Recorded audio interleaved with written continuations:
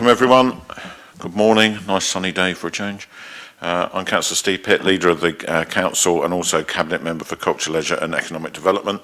This meeting is being webcast to allow the public to attend remotely if they so wish. Please be advised that the public seating area is not in view of the camera used to webcast this meeting. For housekeeping, if the continuous fire alarm sounds, please evacuate the room and public gallery by the stairwells. Do not attempt to use the lifts. Please assemble at the turning circle at the end of King Henry Street, past the University's Park building, which you'll note is not by Queen Victoria's statue as usual because there's a rather large ice rink being built there. In order to comply with the Guildhall Trust Fire Marshal regulations, anyone who's signed in at the Guildhall reception desk should sign out when leaving the building at the end of today's meeting. I'd like to draw everyone's attention to the fact that this meeting will be live streamed. Everyone speaking will be on camera.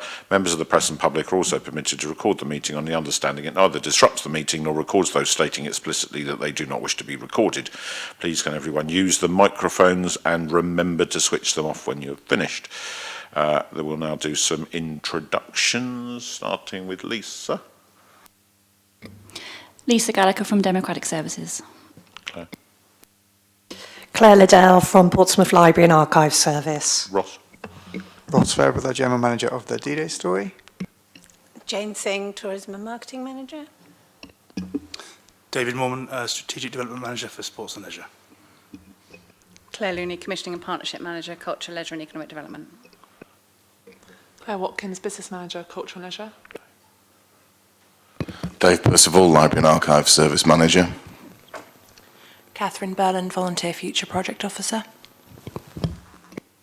Jacqueline Garrard, Learning and Outreach Officer for Portsmouth Libraries and Archives Service.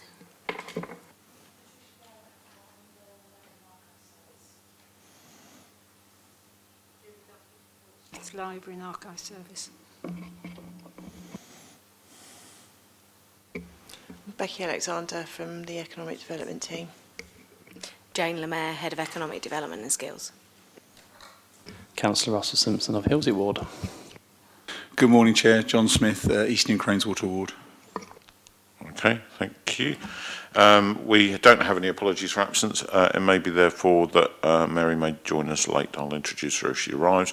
Members in declarations of interest? No. Okay.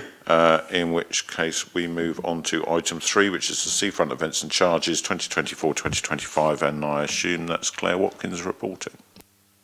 Thank you, Leader. Thank you, Portfolio Holder. So I'm going to start off the report and then hand over to my colleague Claire Looney. So the report covers 3 areas, and the first area is our poster sites, and for all 3 areas of the report we're proposing an annual uplift of inflation. So you'll see from the report that the poster advertising space has supported various public health and sustainable travel initiatives this year. And in particular, we would highlight the You Are Not Alone campaign that's been very popular, having run twice, and we've had feedback from members of the public that that's been a particular encouragement, that campaign. The posters have also supported various cultural programmes throughout the year, and currently around the city you'll see the promotion of the Portsmouth Museum's Victorian Christmas activity programme. And we've also been working with our colleagues in the marketing team in regeneration to promote our service through the attendance at a recent B2B city event. And I'm going to hand over to Claire Looney. So as members will be aware, we have 3 key beach hut areas that we support at Lumpsford, Eastney, and I can't remember the name, St George's Road, sorry, momentary aberration. In essence, we're suggesting that the increase in beach huts is an annual inflationary increase only this year. We did some changes to the structure of how that operated 2 years ago, and those changes have worked successfully, and we just want to continue with those. The works programme for winter repairs will be commencing once the weather gives us an opportunity for 2 sunny consecutive days as opposed to torrential rain in between. The weekly beach huts remain very popular, although there was a slight downturn on their usage for this summer. We think this is due to the weather more than anything. As you'll remember, the July wasn't particularly good, but they still remain popular for those residents who are on the waiting lists. We have also continued with the clarity on the land hire charges. The categories will remain the same for next year. The implementation of the reduced hire charge for the set-up and de-rig days has been appreciated by those organisations that need them and enables event organisers to set up their events so they can be safely delivered and effectively delivered over those days. We had introduced the new price differential last year between 5,999 attendees, and that's worked well. It is an area of growth for us. We think that area of market is an opportunity for development. However, we are aware of the pressures on the land on the seafront over the next few years because of the coastal defence works, so it's not likely that we'll have any growth in that area until after those works have been completed in specific areas. We've obviously also included the publication of the charges for the use of the Guildhall Square and again the use of the Round Tower, and in all instances on our side we're looking for a CPI uplift only and no further increases this year. Thank you. Thank you, Claire. Members, any questions or comments? No? The only one from me was just a couple from me was just that I think the use of the weekly beat touch is really, really good, and I think anything to widen the audience on that is good. I think I said that at the prelims meeting, and the aspiring artists on point 3.14, freshening the mix as well in Old Portsmouth. I think the work that's going on there really, really good. Thank you very much. In that case, the fees and charges are approved in accordance with the attached schedule at Appendix A. Thank you very much indeed. And officers, don't feel you need to stay for the rest of the meeting if you are finished with reporting. Item 4 is the market strategy. And is that, who's presenting, Becky or Jane? Becky. So the market strategy presented an action plan for 5 years and set out the aspirations for the PCC run markets. Sorry, bear with me. Minor technical problems.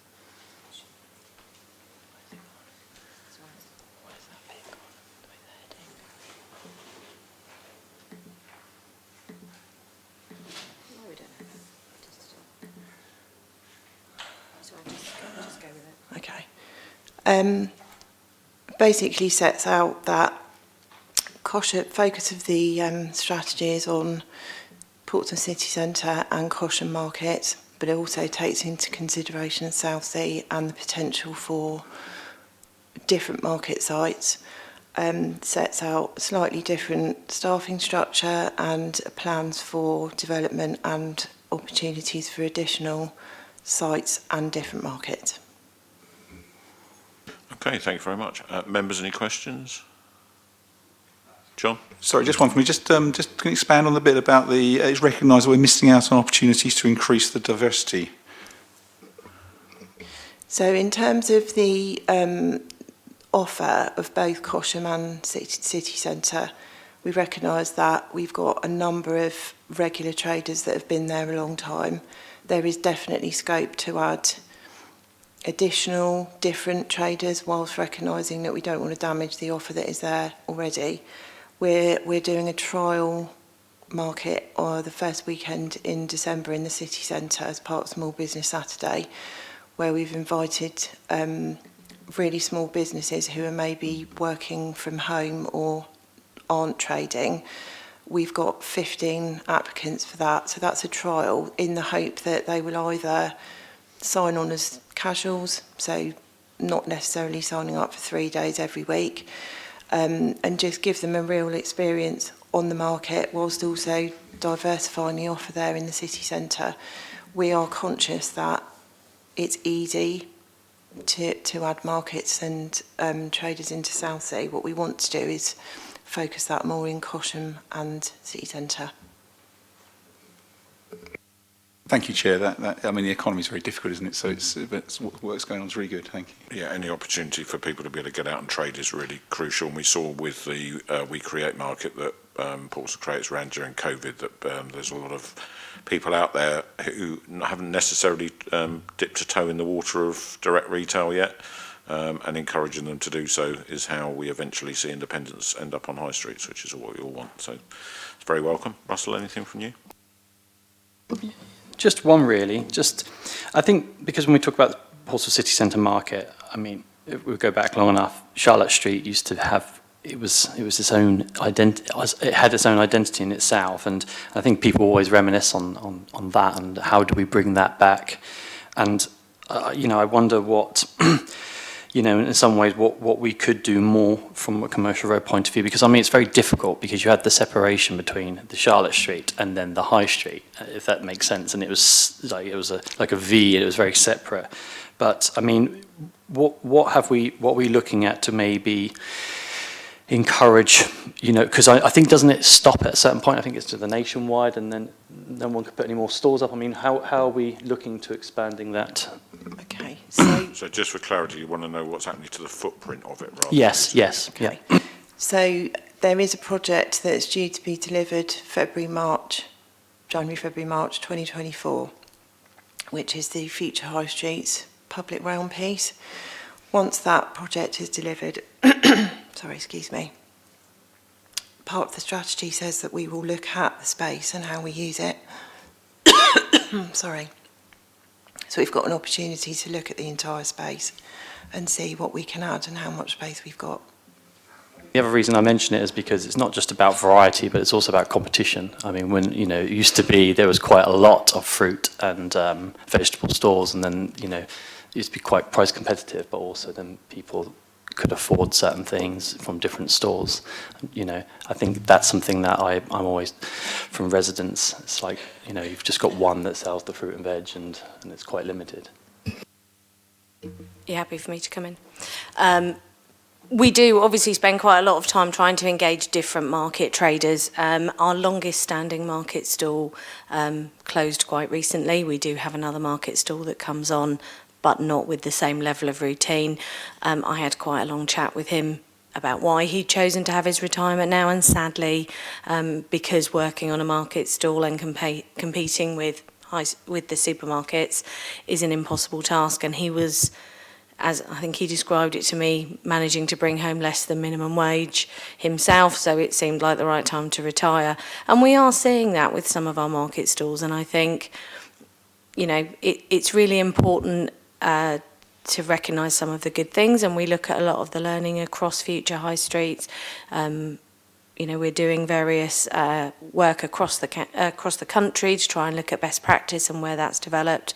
But unfortunately, the High Street is changing, and it's about us facilitating and providing really positive environments for different ways to move forward. I'd love to see vibrant fruit and veg markets. You know, I'm with you. I remember walking up and down Charlotte Street with my granddad. That's where we went every week. But the reality is that that isn't a viable option for a lot of our businesses now. And therefore, we're looking at what we can do differently and how we can encourage new and different feels to that market. And we're getting some positive change, but we have to respond to the businesses that want to come in and provide us positive opportunities.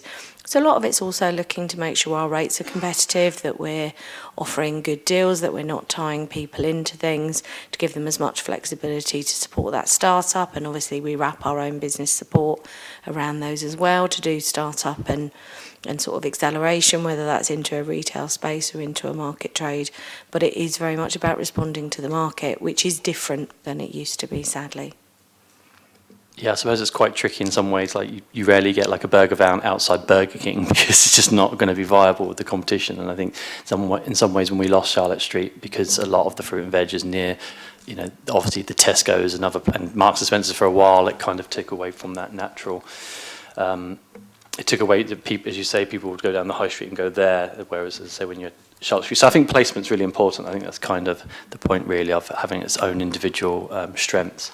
Sometimes it's incredibly tricky, that placement, isn't it? Especially down Commercial Road. Placement absolutely is, but if we look at other markets, you see the withdrawal of a particular fruit and veg, which is something we probably all think about when we think about markets. But the reality is that they are becoming less vibrant within the market environments, and it is about different traders. So we do our best to encourage, particularly targeting areas like fruit and veg. We've been very aware that we're losing the regularity of traders, but what we're seeing locally in other markets is that they're not existing. So it's not that we're not just getting them in Portsmouth, we're not seeing that kind of trader generally across other markets, even when they're not placed near Tesco's. And you're quite right, our market stalls would all be near Tesco's, but then our market stalls used to thrive near Tesco's, and sadly now they don't always for some of those goods. Okay, Thank you. Thanks. We've been joined by another member, so I'll let Mary introduce herself. Sorry to be late. Mary Valley, Cushaman, Wimmering, had a puncture. Oh dear. Well, we're glad you made it, so welcome to Mary. Did you have any comments on this particular report, Mary, that you wanted to add in? It's the market strategy that we're on at the moment. No. You're okay? Nothing from me. I think this is a strategy that we did need to do, and we needed to get an update on, and a piece of work that's important going forward. I mean, my great-grandparents started with a barrow on Charlotte Street Market, so I do know it fairly well, and I made a point of going and walking it last week. I actually thought it was looking pretty good, and it was fairly busy, but it's quite frustrating sometimes when you look on social media and people want to turn markets and high streets into theme parks, homages to the past that they are not and they will never will be, and what they are is ever evolving, and it's important that we play a role in helping them to evolve to the next stages, because my grandparents didn't always have a barrow on Charlotte Street Market. They then owned a shop on Edinburgh Road, and these things change over time. We all want to see more independence back, and one of the ways that we can do that and get them into retail premises and establish with a viable model is for them to develop trade through a market. This piece of work is really important, and it will be part of our overall strategy to drive more footfall back into Commercial Road. So thank you very much indeed. The recommendations, the new market strategy and associated 5-year action plan is adopted to provide focus for current activities, and that is accepted. Thank you very much. Did you want to say something else? Thank you. Okay, that's fine. Thanks, Becky. Cheers. Next one is item 5, and that's the Economic Development and Regeneration Strategy Annual Review, which is quite a mouthful. Jane Lemaire. But it is only an information report, so hopefully less stressful for everyone. And being delivered in the environment where we know that although the Economic Development and Regeneration Strategy was launched in 2019, we've clearly faced some very different economic environment since then, and therefore we will go into a refresh, and we are calling it a refresh rather than a review of the strategy next year to target different areas that have more importance now, and to perhaps reflect some of the escalation that we saw, perhaps particularly around the high street through COVID, and now that we see in the current sort of economic climate. The strategy covers 5 key themes, which include strengthening the Portsmouth brand, becoming a destination city for ideas and innovation, putting people at the heart of regeneration, infrastructure and places, and creating and thriving competitive business environments. As we have done a full report, apologies, the tracking sheet isn't possible to attach to this, which anyone that had the misfortune of reading the original issue will know that it added about another 200 pages, but I'm happy to share that and go through with anyone if you want to look at how we have moved against the individual targets. What we have seen is some significant progress, and that will include work around the future high streets, both in our city centre, and we are seeing city buildings moving forward to becoming a meanwhile use enterprise centre. We've seen the planning on the north of Commercial Road around the Sainsbury's site go through last month, and the future high streets purchase of Fratton. Both of those future high streets projects having been secured in December 2020, but taking this long to actually procure items because, as we know, the reality is whilst we recognise the need to develop areas like our high streets, what we do find very difficult is the actual procurement of business, because we do have a very solid hold by a lot of investment businesses across the city. So that has been slightly more difficult, but it's great to see those projects moving forward. Within the current strategy, we see very little reference to high streets, and part of our refresh will be to look at that as we recognise, one, the very different use of high streets as we move forward, but also the change in the way small businesses move forward and access business support, and how we can do things slightly differently. The market strategy is a key part of what we're doing, and also maximising a lot of the existing work that's going on across the council, including things like our sister city arrangements. And I know that colleagues will be aware of the work within both the work with Halifax as our newest sister city, which is very focused on the economic development side, but also work with our more traditional sister city arrangements, including Dewsburg.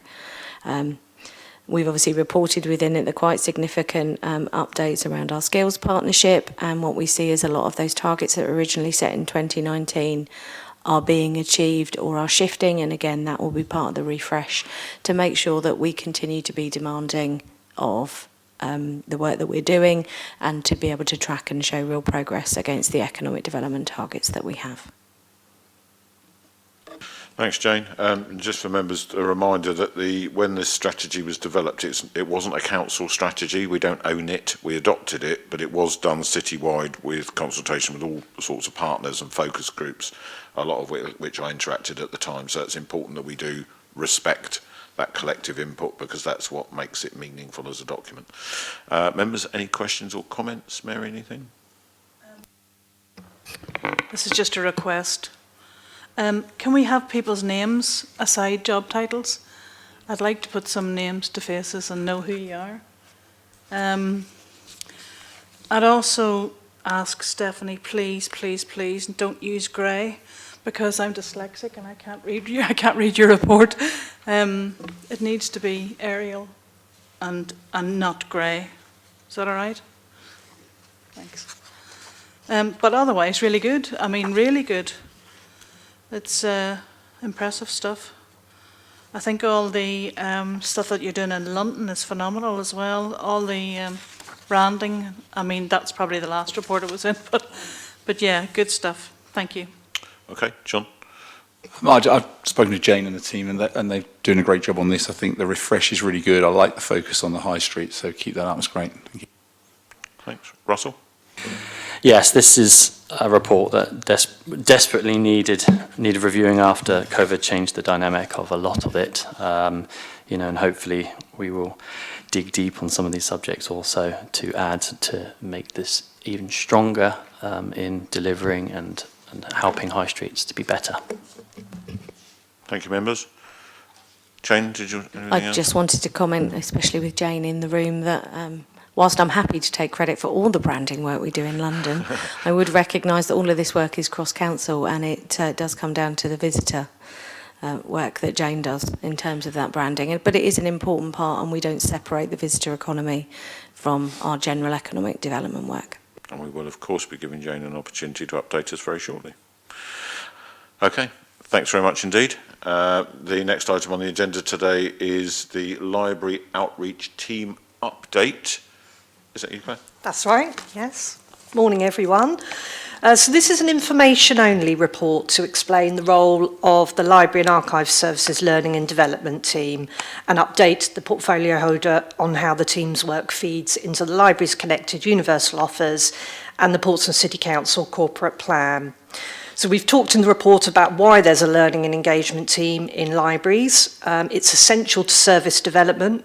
Without the work the team does, the Library and Archive Service cannot identify potential users, build relationships with service providers in the city, discover why people stop using libraries and what the barriers to usage might be.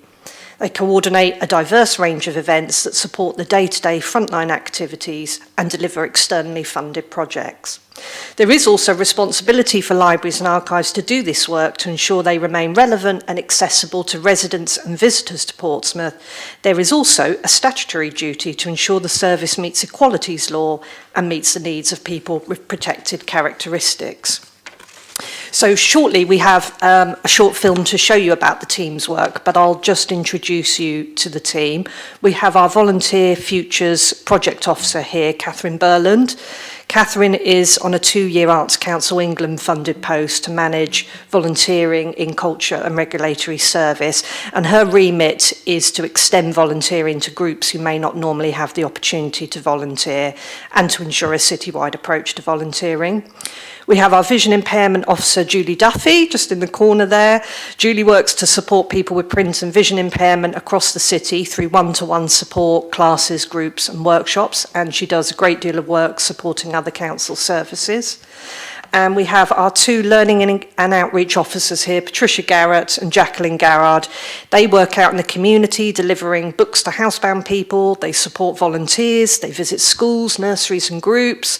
They arrange and deliver workshops, outreach projects and events, and they also both have an important role in leading children's services in libraries. So they manage and deliver the Summer Reading Challenge each year, and manage and select children's stock, and manage the Book Start programme. So shall we start the film?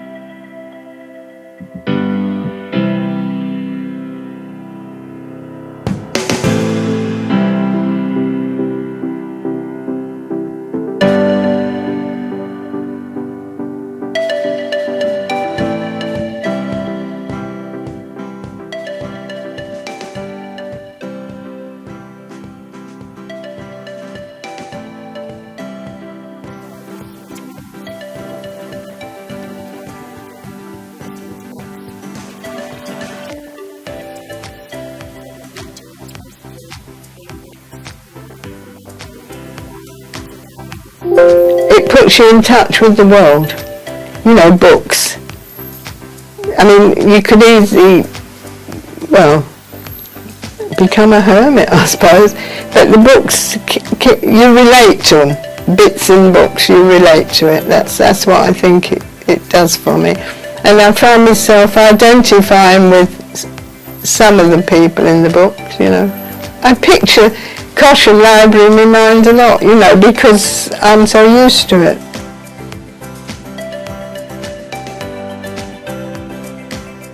My role is basically to support people who are losing their sight, and I do that with emotional support, technology, and non-technical equipment, things like talking clocks and watches. I do a bit of braille translations for if people have got documents that they want, like a new microwave manual or something of that nature. I think the main things are the support groups, which meet on the Wednesday and the Thursday morning in the library. The library's got an offer where you can download books either as e-books or as audiobooks.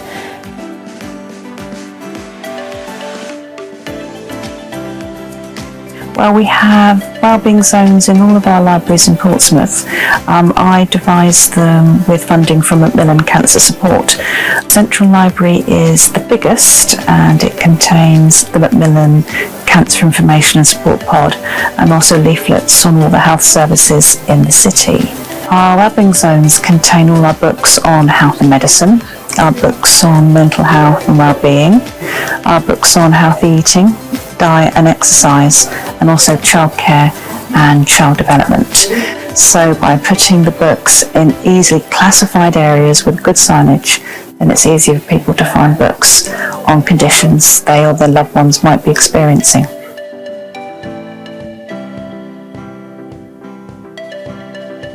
Well, I've been volunteering for 13 years. There's the book group, which is once a month, where basically it's reading the synopsis of audio books.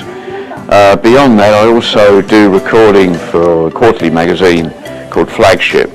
So yeah, I went to the U project and I said that I'm good with computers, and they suggested CAT, and I come in and try it. It's given me self-worth, it's given me structure, it's given me something to look forward to once a week. If you're looking to, you know, get your foot in the door somewhere, or just to get yourself out of the house and do something that you feel is worthwhile, then yeah, definitely, it's benefited me a lot.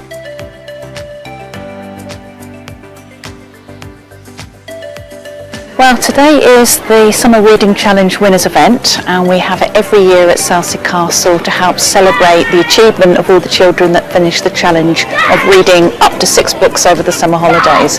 It's a fun, free activity. Children go to their local library over the summer holidays and they decide how many books they'd like to read, and they read them, and for each book they read they get rewarded with stickers and other incentives, and then at the end of the challenge they get a certificate and medal. We like to make it a really, really good event because reading 6 books is hard work and it's a fantastic achievement, so we try to make sure the children feel as though reading is fun and not just something you have to do for school.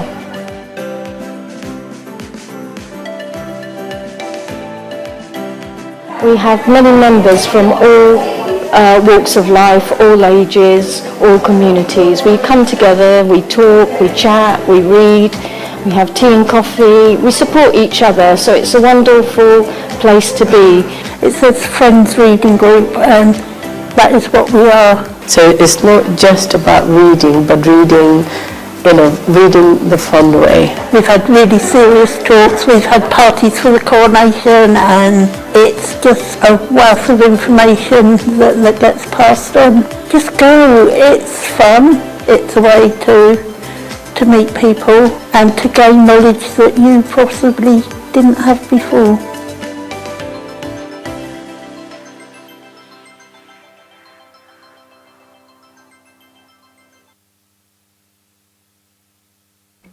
And I should have said at the beginning that film was made by Enableability. Thank you. Anything else you were going to add, Claire? Or no? I think that Okay. explained the team's Yeah. work. I just don't want to cut you off. That's all right. okay. Members, any questions? Mary?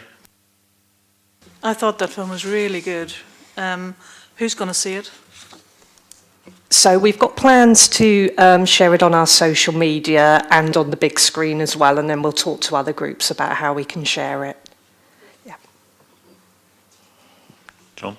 Chair, I'm not surprised we've got such a good library service. I mean, as I said in the prelims, we were opening libraries when others were closing them, and you've taken that work forward. I think it's great to see also the opportunity to opening up for volunteering as well, that people who maybe wouldn't have got involved in it can get involved in it. I think that's a really good thing. Thanks. Thank you. Just to say that, echo what you said really, I met with David and Grant up in Cosham.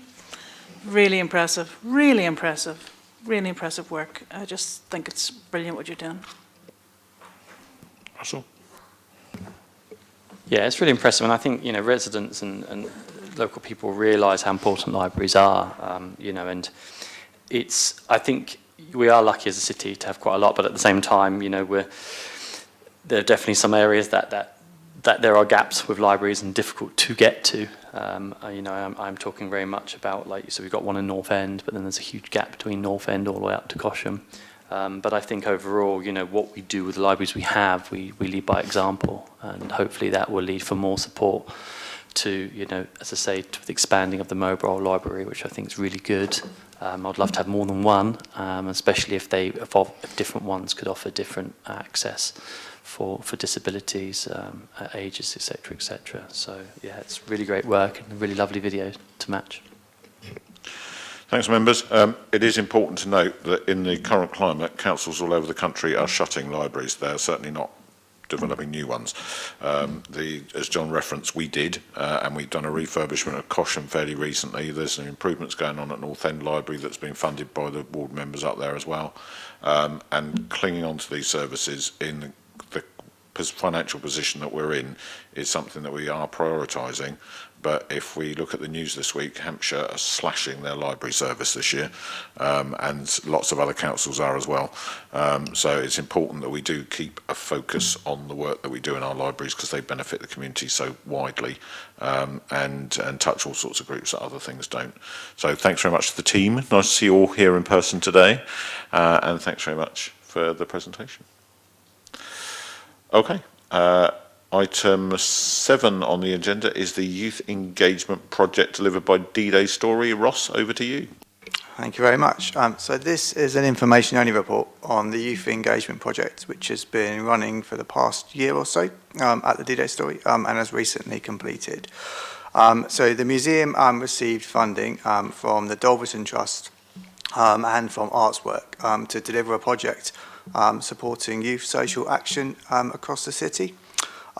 So we recruited a youth engagement officer who proposed working with the PYC youth centres across the city.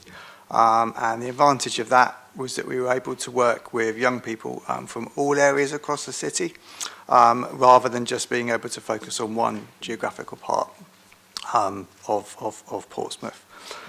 So the overview of the project, what is that it involved working with local artists to deliver creative workshops for young people, which was aimed at inspiring their creativity, and that was coupled with visits to the museum out of hours to talk about D-Day and the collections.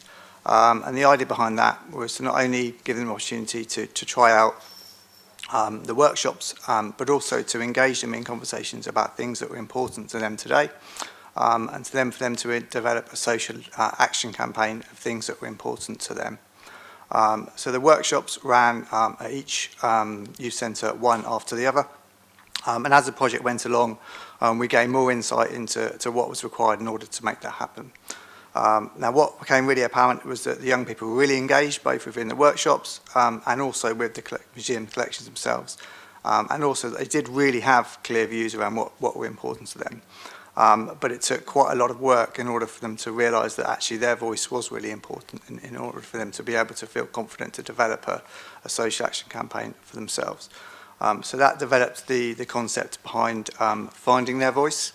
So one of the artists came up with the idea of the young people developing banners as a concept for them to display things that were important to them.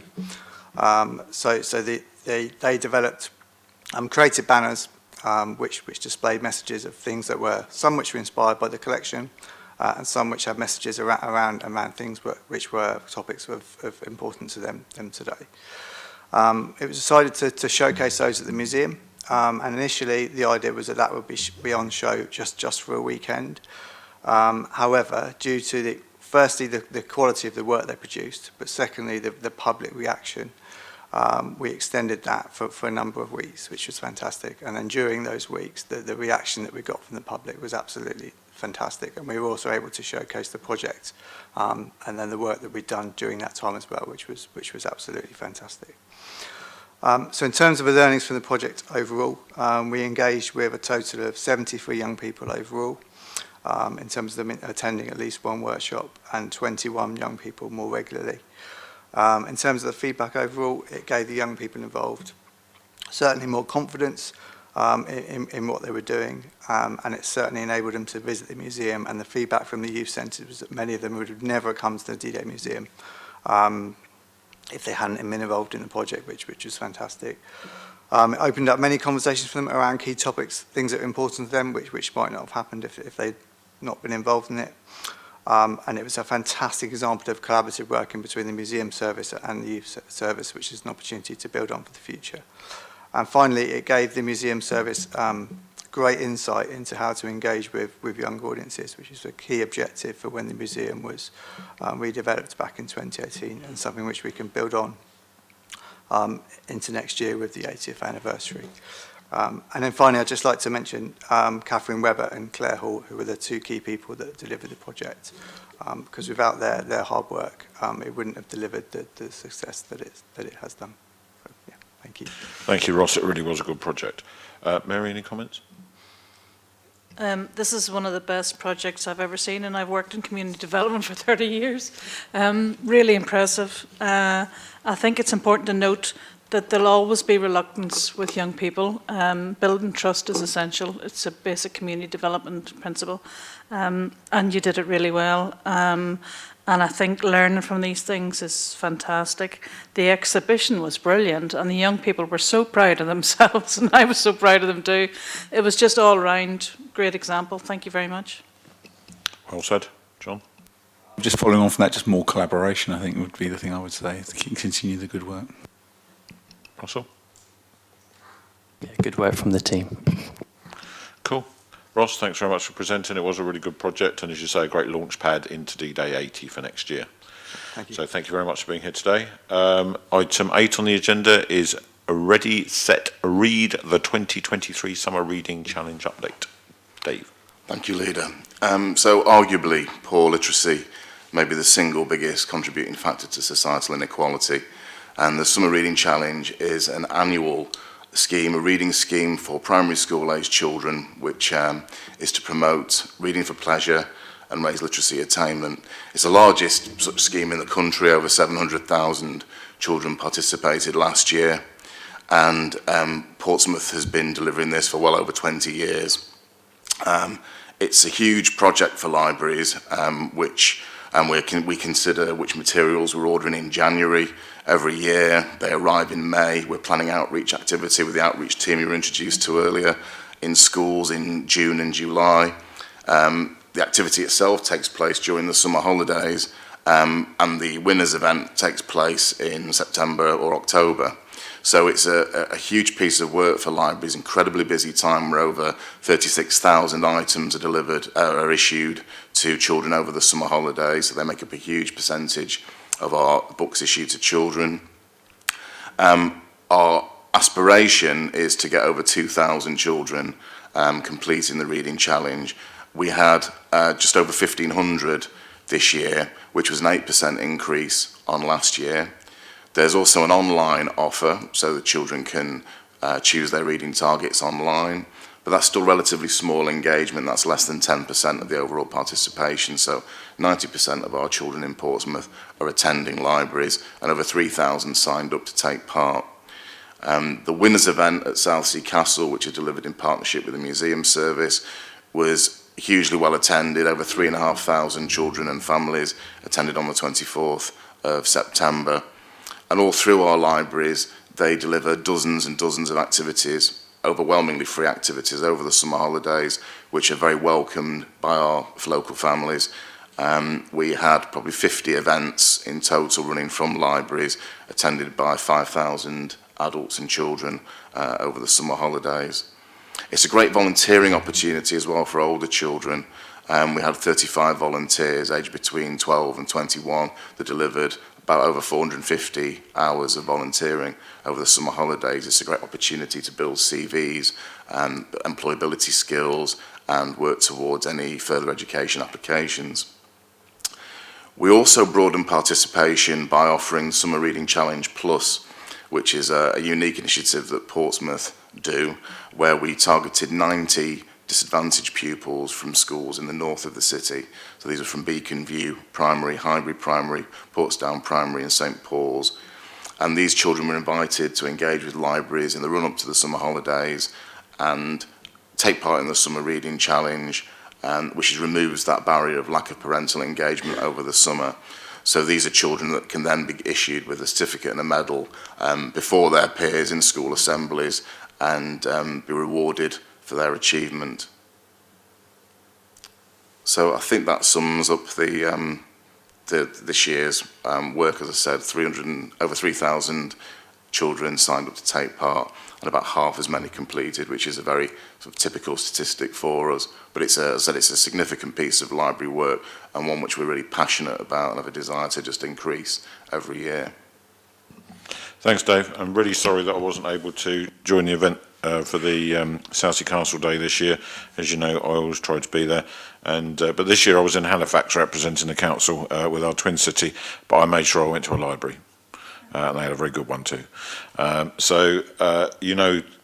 massively passionate about this project, and we do have that longer term aspiration to make sure that we try and achieve 2,000 completers, and we're going to have a look and see if there's any information that might tell us why some of those people are dropping out along the way. I guess it's probably the lack of parental support over the summer holidays. It's probably a challenge to for a lot of young people. But it's a wonderful event, and it's still one of my favourite memories as a councillor, trying to get a winner's medal to stay on a rocket which didn't have any shoulders. He had to walk out holding it either side of himself, which was very funny. I've got a picture of that at home, which always makes me smile. So thanks very much. Members, any comments? Brilliant project. I was just wondering, from the 8th of July to the 16th of September, there was 36,000 children's books issued. Is that up or down from usual? You haven't said whether it's an improvement on last year? That will be slightly up on last year because participation levels were higher this year. Brilliant. Yeah. I thought that was a really impressive amount, actually. and everything's going up by the looks of it. I think it's really good that you have an online option, because it's, even though, and I think it's really good that it's a small amount actually as well, but that it's there, it's important that it's there.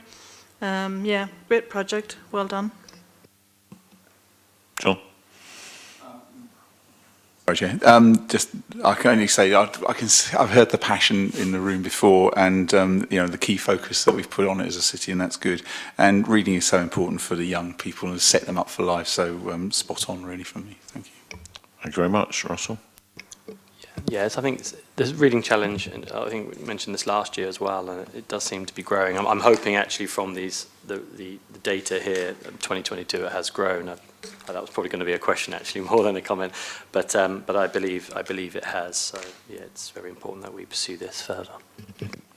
Thank you very much. Thanks, Dave. Thanks for being here today to update us, and we look forward to Summer Reading Challenge 2024 and finding out what the theme's going to be this time.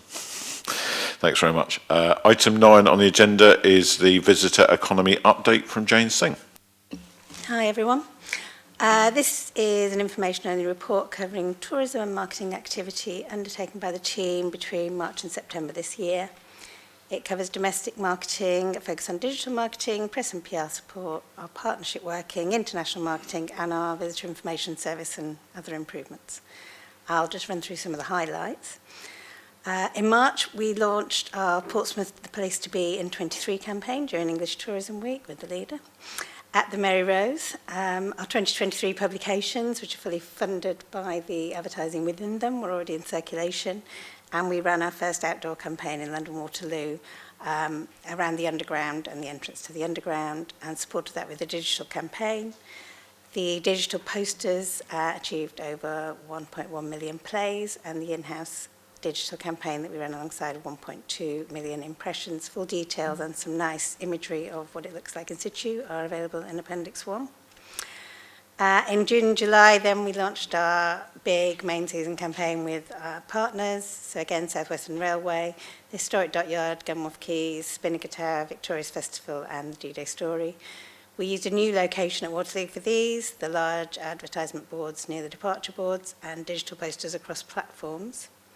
Their digital posters generated over 4.76 million impressions, and the in-house digital campaign that we again ran alongside 2.6 million impressions with a really good click-through rate. It's quite important with South Western Railway are a key partner in these, and it's quite important to continue that. We really want to try and encourage sustainable travel, even though we recognise there is a challenge around the strikes on the railways, but still we are trying to encourage more people to travel to the city sustainably. Again, full details and some nice images in the report at Appendix 2. During this period, we've had over 411,000 users to the website, 958,000 page views, and 1.85 reach on Facebook.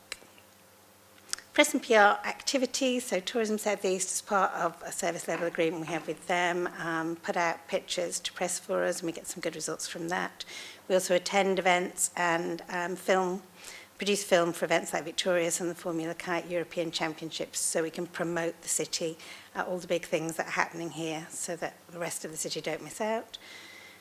We also provide a range of copy for print and online, and although we're a very small team, we really recognise the value of press and PR activity, so if we get a last-minute opportunity, we always jump on it. As I mentioned, tiny team, not massive budget, so partnership working is really key to everything we do and maximises the benefit of what we can do to promote the city. This year with local partners, we launched a new pilot membership scheme, which has been well received, and it's enabled us to plan better and know exactly what we can do throughout the year, and we'll look to continue that next year. Regionally and nationally, we have partners with Tourism South East, South Western Railway, as I've mentioned, England's Coast, Visit England, Visit Britain, a whole range. We also support the meetings, incentives, conferences and events market for our city venues. We recently hosted a familiarisation visit for event bookers, which include a dinner at the Guildhall. And we promote through events, and we have a VIP section on Visit Portsmouth, venues in Portsmouth. Internationally, our focus at the current time is on North America and Europe. We see those markets as being the first to really come back, and we're starting to see some results from that now. We're definitely seeing more international visitors in the city, which is great to see. Almost all activity, again, is in partnership with regional partners this time, promoting the kind of South Coast area. And we will attend marketing events, sign up to larger campaigns run by Tourism South East, Visit Britain.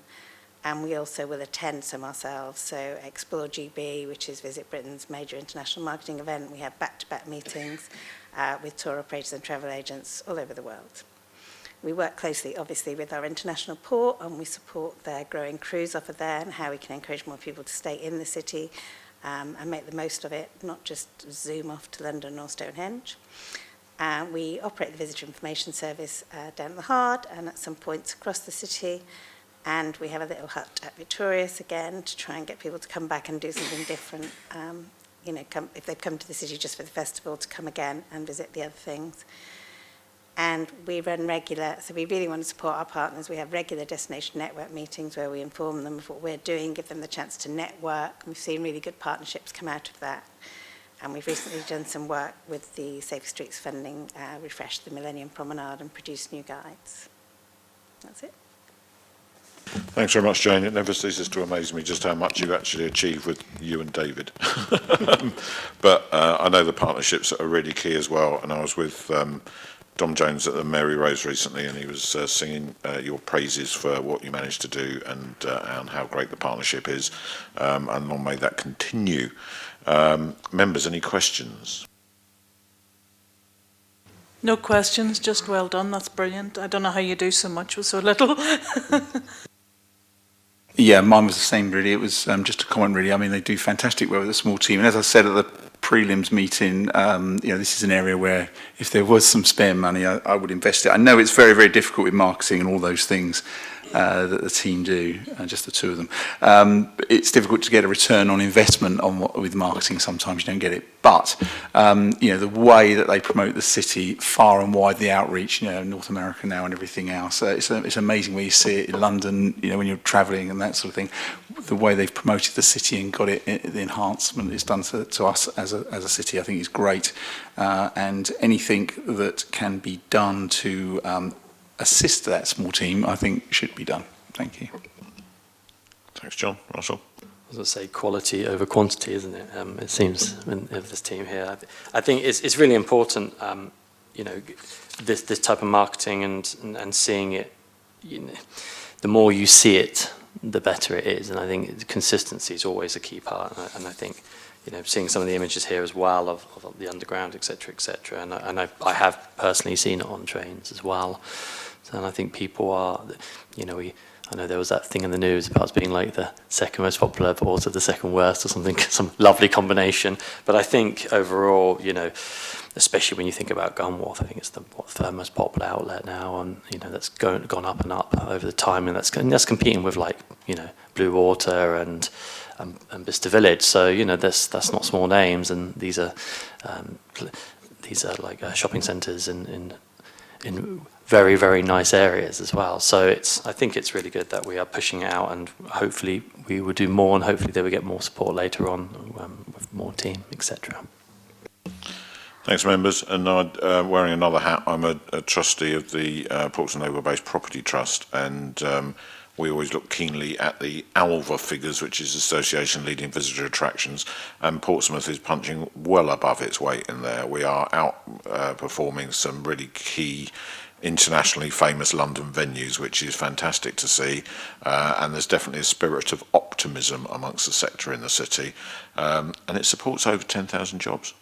You know, that's not to be sniffed at. If I was actually talking to a business-to-business networking event yesterday, and the naval base is hugely important to the economy of the city and employs around about 10,000 people.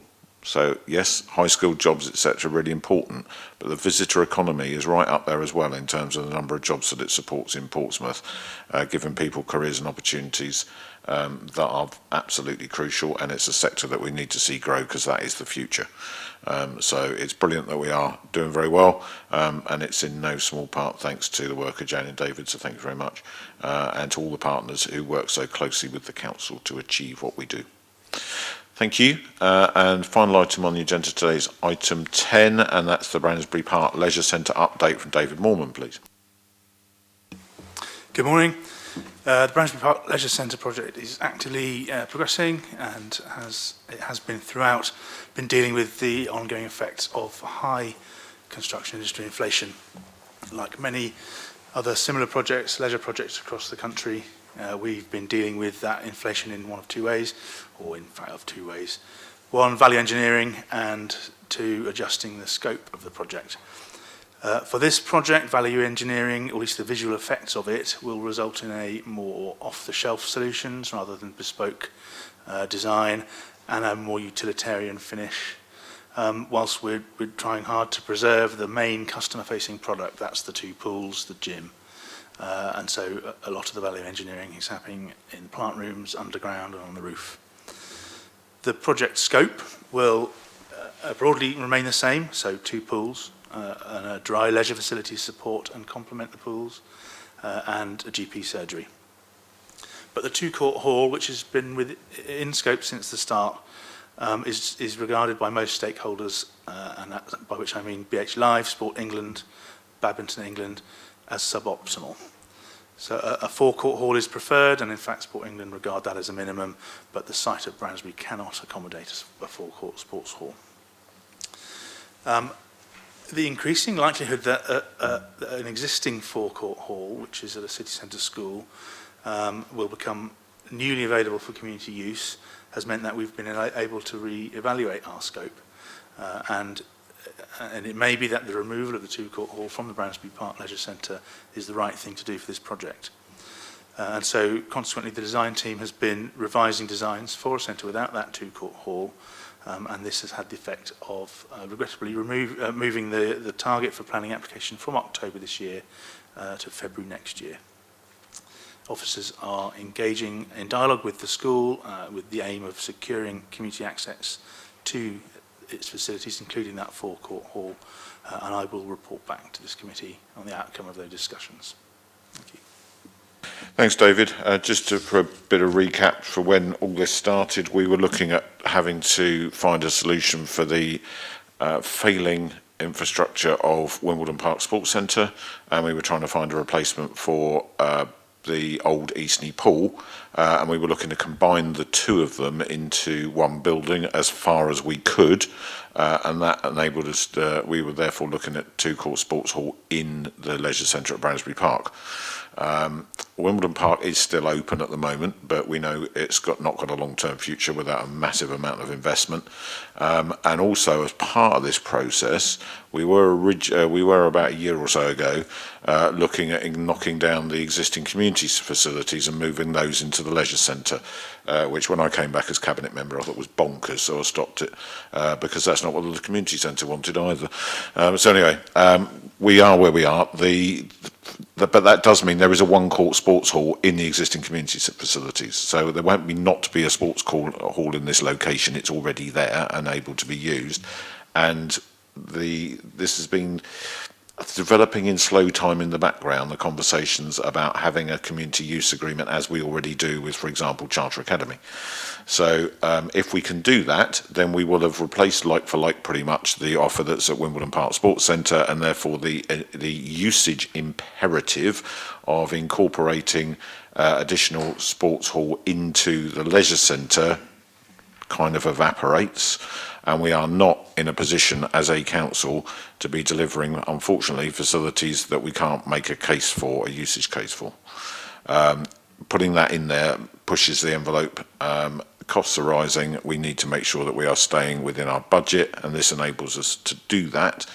And it's also important to note that when we talk about value engineering, we don't mean doing it on the cheap. We mean leaving out stuff that's not actually making the building usable. Architects have an amazing propensity to include all sorts of stuff that they like and products that they're fond of and that they've previously used. We are not in that world. This is about delivering a neighbourhood community leisure centre so that kids can learn to swim and older people can stay fit and healthy. That's the purpose of it. But it has to be economically viable, therefore it needs a gym in order to bring in the income to make sure it's not a drain on the council's resources, and that's always been the focus from the beginning. Sports hall, nice to have, but not going to happen. The GP surgery, we are still pursuing. We're still in partnership with the working in partnership with the NHS on that, and the hope is that we can therefore deliver those elements of this, which will still give us a really positive outcome. So I've no doubt, as a result of today, that people will be critical of the fact that we're removing the sports hall facilities, but I would point to the fact that we are able to do a like-for-like replacement for Wimbledon Park and retain a sports hall at Bransbury, and in the current climate, that ain't bad. Members, any questions? Mary? I think we've got to do what we've got to do with the costs and the budget that we have. I completely agree. John? 3.34, I completely agree with sweating the assets much more, the community agreements, and I know there's lots of work going on in the city about that with other, so I think that's great, and I've said that before, so anything to do, we've got some great assets, and I think we're getting open to more and more people.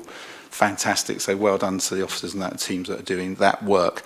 Can I just ask, maybe it's not allowed to ask yet, or you won't, but where are these 4 courts going to be? We can't tell you yet because the school hasn't given us permission to, but it will be central to the city, I guess. It's not a million miles away from here, but I can't tell you any more than that. No, but we expect to be able to tell you more than that very soon.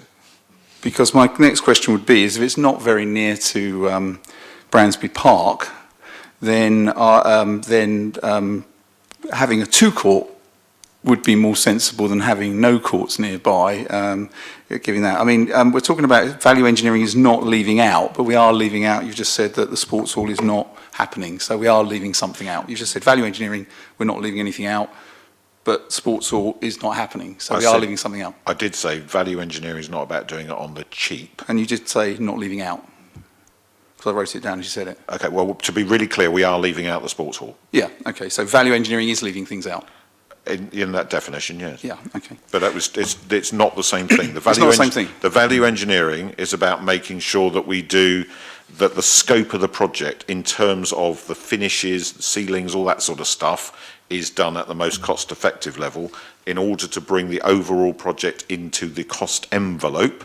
We have made the decision that if we are able to pursue this community use agreement with the school, which we think we are, we will have achieved what the project scope was originally about, which was compensating for the closure of Wimbledon Park Sports Centre, and therefore the business case for keeping it in at Bransbury disappears, and with the pressure of the cost envelope, that's a welcome solution to making sure that we can still deliver the core activity the project was set out to do, which was not about the sports hall in terms of its replacement for Eastney Pool. That was directly linked into Wimbledon Park Sports Centre, and that is being replaced by the school option. I would still debate that until we know where the location of these 4 courts is, it's not really giving the residents in the south of the city or in that part of the area which has been put out in release, as it were, press release, whatever, that won't be giving them, I mean, having a couple of courts would be better than nothing if it's not in the location. I understand. Because we don't understand where it is yet, and you're not able to tell us that. I understand that, John,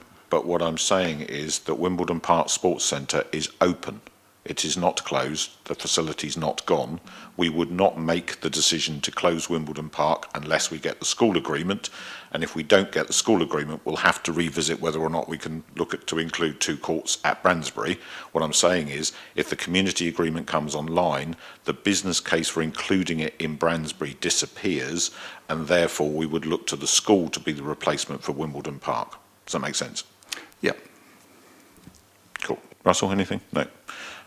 Okay, thanks for the update, David. We expect to have more details soon, particularly on the community use agreement with the school, and then all will become clear, and we can see that we've ticked the boxes that we set out to tick.